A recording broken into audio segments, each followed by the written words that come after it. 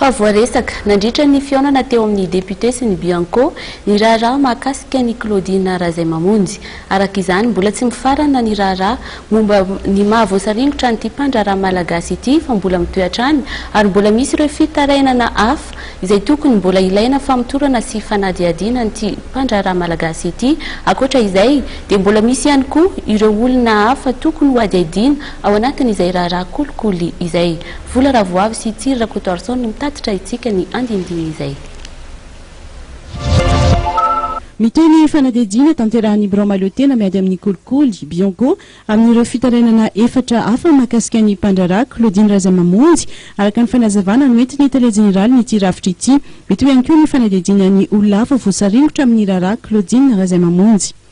Dossier falasany fitsarana aloha dia falasaiko anareo foana ny hoe rehefa lasany le dossier dia anjaran'ny fitsarana indray no manohana fanadihadiana. Fitsarana amin'ny fotoana afaka mbola maniraka anay ihany toka mahazo an'izay fahefana amin'ny fitsarana izay dia afaka manonan'omba. Le dossier sasany izay mbola ao aminay dia mbola manohy azy ihany izay zao mbola mpanaovana azy hatramin'izao. Fanadihadiana ny sarotra be ny mametry hoe amin'izao izy dia ho vita satria arakaraka ny androvinao matetika tianao zavatra hafa indray dia lasa mitatra ohatr'izay foana ilay fanadihadiana fa izahana ny havita azy amin'ny fotoana haingana. Izay moa izany dia azo lazaina hoe miezaka izay havita ny fanadihadiana anaty fotoana haingana. Ny olona hafa voakasika ny raha ilay dossier efa vitanay dia efa misy nataonay fanadihadiana ary efa misy lentina teo amin'ny fitsarana. Sasany tamin'ireo moa mbola any am-pandosirana dia mbola tsy azo. Voaresaka tao anatin'ny fionana teo amin'ny député sy ny Bianco ny mikasika ny raharaha Claudine Razaimamonjy. Ny député n'Ambato Finandrahana Christine Razanamasoa dia nilaza fa tsy niasa irery Claudine Razaimamonjy ary ilaina ny famongorana ny tambazotra kolikoly avo lenta. Ny famongorana ny tambazotra ny kolikoly avo lenta eto amin'ny tany sy ny firenena.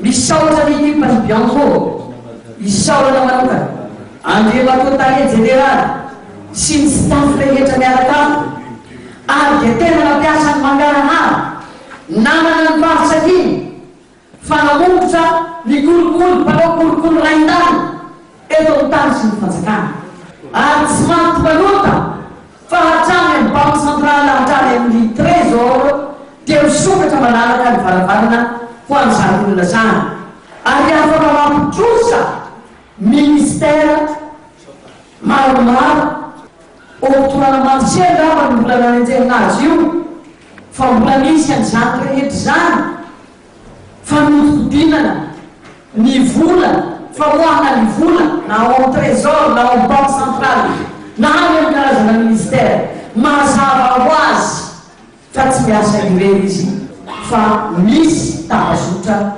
misy réseau izy io ka asa raha matora zay amonjy Claudine ngano mba eo amin'ny faible ve ka nasa nahatonga ny Bianco nampisangotra azy anefa ny fanambolana azy dia raha tsy dia mandany fa ny hémorragie tsy mibaiko ny hémorragie ny Bianco ampisangotra raha matora zay amonjy Claudine fa misy baiko avy any ambony zay manana fahefana avy any ambony zany mananao baiko hoe sambolo mety hanaritsaromana ny herika vita ny ngambo.